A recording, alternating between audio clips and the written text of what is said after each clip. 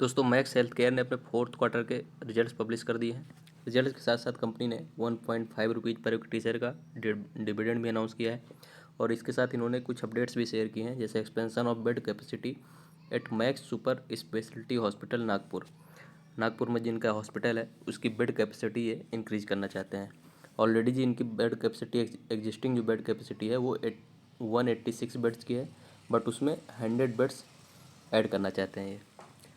इस capacity addition के लिए इनको 2 एडिशनल जो है फ्लोर्स बनाने पड़ेंगे। जो एग्जिस्टिंग हॉस्पिटल है नागपुर में इनका, उसमें 2 एडिशनल फ्लोर्स बना के लगभग 100 बेड्स का एडिशन करेंगे, जिसमें कि ऑलरेडी 186 बेड्स एग्जिस्ट कर रहे हैं।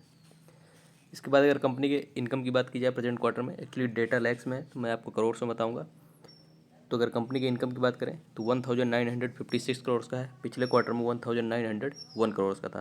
तो क्वार्टरली बेसिस पे अगर कंपनी की इनकम देखी जाए तो लगभग 3% के आसपास बढ़ते हुए दिखी है यहाँ पे। पिछले क्वार्टर में, पिछले साल सेम क्वार्टर में कंपनी का जो इनकम था 1467 करोड़ का। तो ईयरली बेसिस पे अगर बात की जाए तो कंपनी की जो इनकम है वो लगभग 33% के आसपास बढ़ते हुए दिख रही है।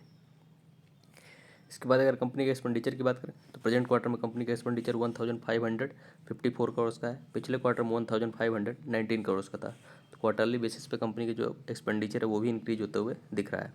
लास्ट ईयर में सेम क्वार्टर में देखें तो कंपनी का एक्सपेंडिचर 1131 करोड़ का था। तो ईयरली बेसिस पे कंपनी के एक्सपेंडिचर इंक्रीज होते हुए यहाँ पे दिख रहे हैं।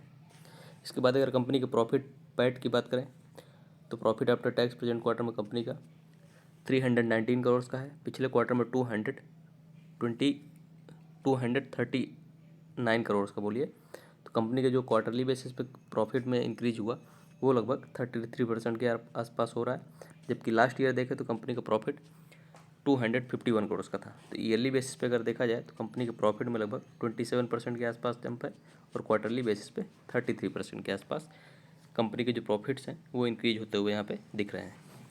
इसके बाद अगर कंपनी के ईपीएस अर्निंग पर शेयर की बात करें तो प्रेजेंट क्वार्टर में कंपनी का ईपीएस 3.28 का है, पिछले क्वार्टर में 2.46 का था, लास्ट ईयर सेम क्वार्टर में 2.59 का है।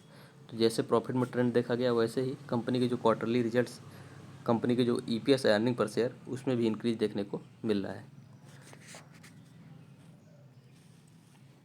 इसके बाद कंपनी के असेट्स की बात की जाए तो प्रॉपर्टी, इक्विपमेंट्स, प्लांट्स, इन सब का असेट जो है कंपनी का पिछले क्वार्टर कंपैरिजन में लगभग 30 to 40% यहाँ पे इंक्रीज होते हुए दिख रहा है।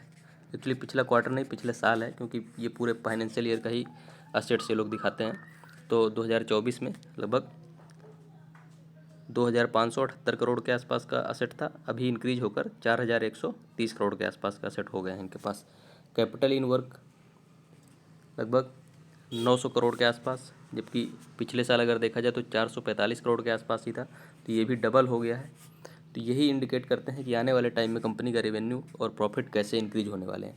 अगर असेट्स अभी इंक्रीज हो रहे हैं तो आने वाले टाइम में उन असेट्स से जो उनका प्रोडक्शन हो रहा है प्रोडक्ट्स का, वो इंक्रीज होने वाला है, जिसकी वजह से डेफिनेटली कंपनी के जो रेवेन्यू और प्रॉफिट्स हैं उनमें वो रिफ्लेक्ट होगा।